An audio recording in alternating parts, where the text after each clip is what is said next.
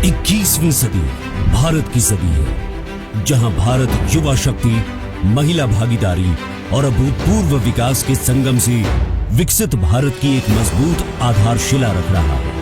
Digital क्रांति और अत्याधुनिक बुनियादी ढांचे से जहां देश का नवनिर्माण हो रहा है, वहीं गगनयान और समुद्रयान जैसी परियोजनाएं देश के भविष्य को नई दिशा प्रदान कर रही हैं।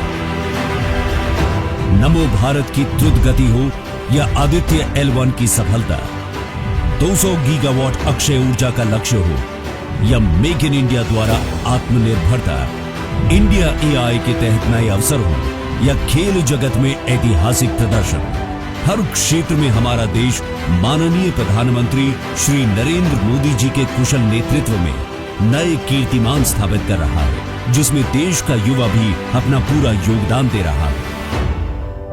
कहते हैं कि सफलता परिश्रम की परिणति है, और ये हमारे यशस्वी प्रधानमंत्री श्री नरेंद्र मोदी जी की राष्ट्र प्रथम और युवा सामर्थ्य से देश का विकास पर आधारित नीतियों का ही परिणाम है कि युवा सशक्तिकरण के लिए देश में कई कदम उठाए गए हैं, जिनमें एक अत्यंत महत्वपूर्ण कदम है रोजगार मेला, जो अब मिशन मोड में पारदर्शी तरीके से युवाओं को सक्षम बनाकर उन्हें अनेक विभागों से जोड़ने का माध्यम बन गया है। इससे एक और विभागों की कार्यक्षमता भी बढ़ रही है और साथ ही युवाओं की भागीदारी देश के विकास में सुनिश्चित हो रही है। भारत ने 2047 तक विकसित भारत के निर्माण का संकल्प लिया है। हमें इस संकल्प पर भरोसा है, इस लक्ष्य की प्राप्ति का विश्वास है।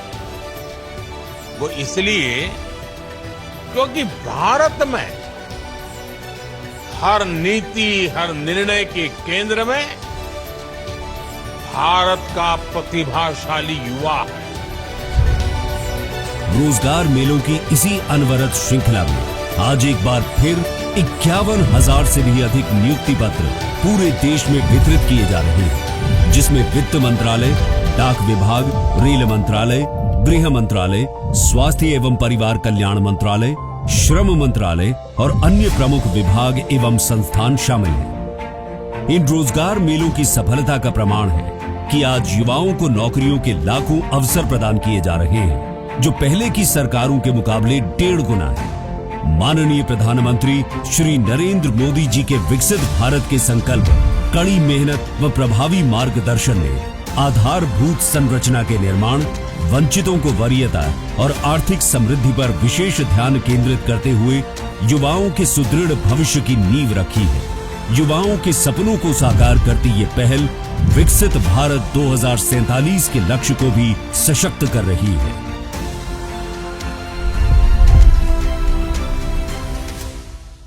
साथियों, कुछ ही दिनों पहले पहलगांव में एक बहुत ही गंभीर और कॉवर्ड, एक कायरतापूर्ण आक्रमण आतंकवादियों ने की। मैं सबसे पहले निवेदन करूंगा आप सबसे, अपने अपने स्थान पर खड़े होकर जिन लोगों ने अपने प्राण गंवाए उन सभी के प्रति श्रद्धांजलि अर्पित करें।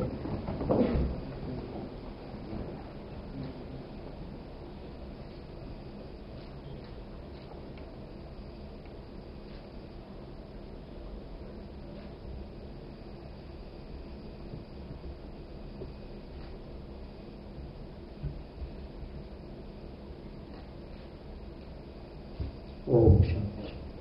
मेरे साथ उपस्थित साथी मंत्री डॉक्टर जितेंद्र सिंह जी, उपस्थित सचिव DOPT Shrimati Rachna Shah ji, chairman central board of indirect taxes Shri Sanjay Agrawal ji, principal chief commissioner Shri Rajesh Sodhi ji, उपस्थित सभी अधिकारी वृंद और जो अपनी मेहनत के बल पर, अपनी कार्य क्षमता के बल पर और अपने पेरेंट्स के आशीर्वाद से आप सबने जो सरकारी नौकरी में सफलता हासिल की है, वैसे मेरे सभी नौजवान साथियों, देश आज एक बहुत ही महत्वपूर्ण मोड़ पर है।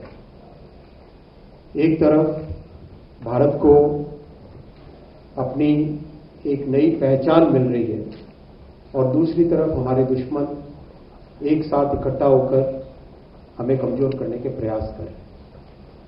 आप जब आज सरकारी नौकरी के अंदर पदार्पण कर रहे हो, प्रवेश कर रहे हो, आप उस मोड़ पे खड़े हो जहां पर अनेक संभावनाएं हैं लेकिन अनेक चैलेंजेस हैं।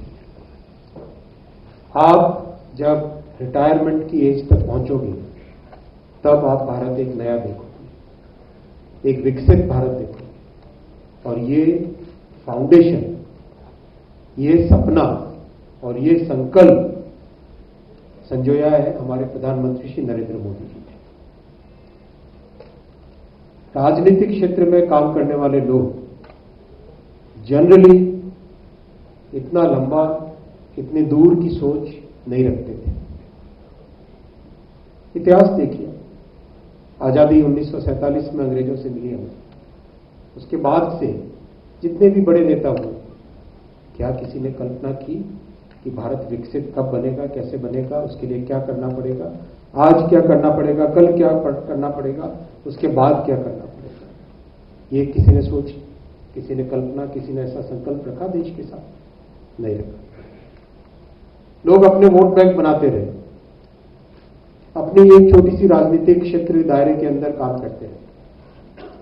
मोदी जी ने 2014 में आने के बाद में पहले देश को एक गंभीर आर्थिक संकट से बाहर निकाला। समाज के कई क्षेत्रों में जो कमजोरियां थी उनको मजबूत किया, कई तरह के रिफॉर्म्स किए, जैसा अभी माननीय संजय अग्रवाल जी बता रहे हैं। एक विचार में परिवर्तन किया।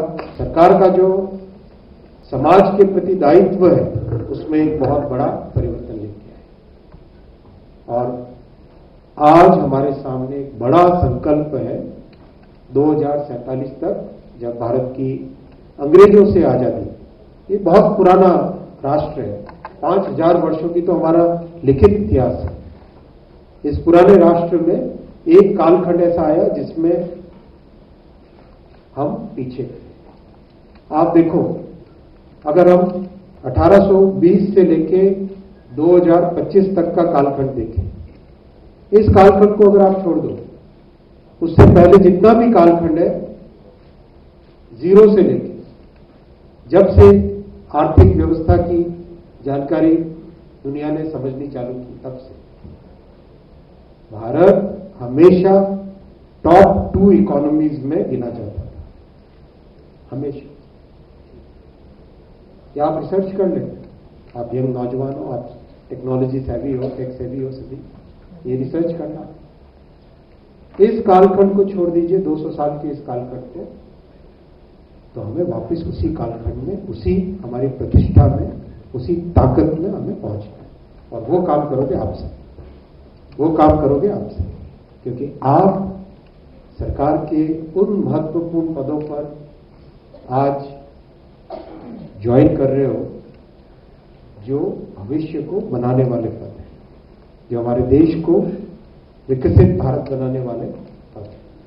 आप सबको मेरी बहुत बहुत शुभकामनाएं।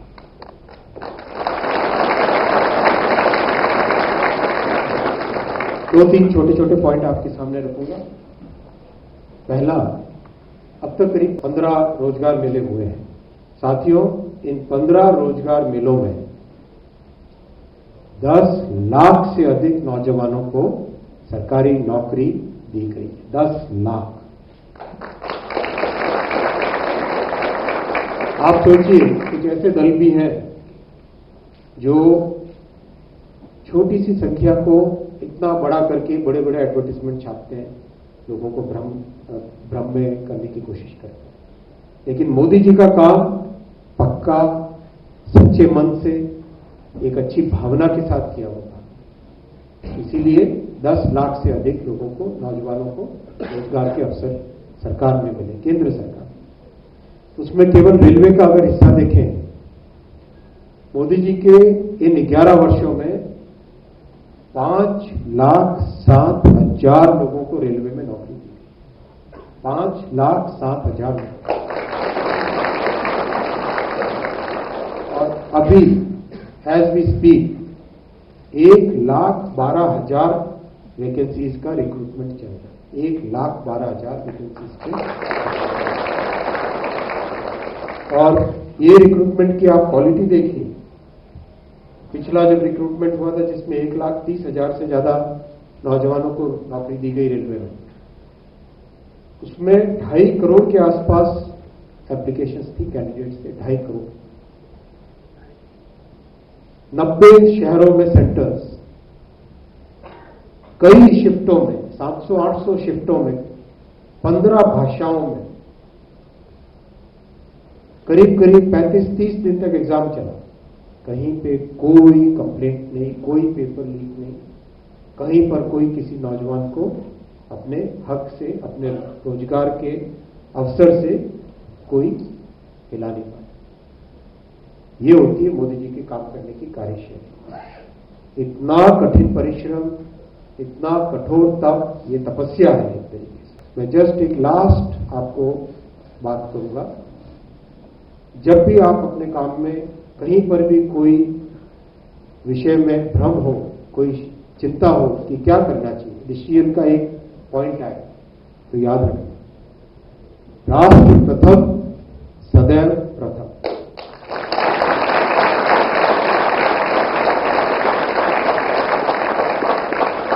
इस मंत्र को याद रखोगे तो जीवन में सही रास्ता चुनना आसान। बहुत बहुत शुभकामनाएं।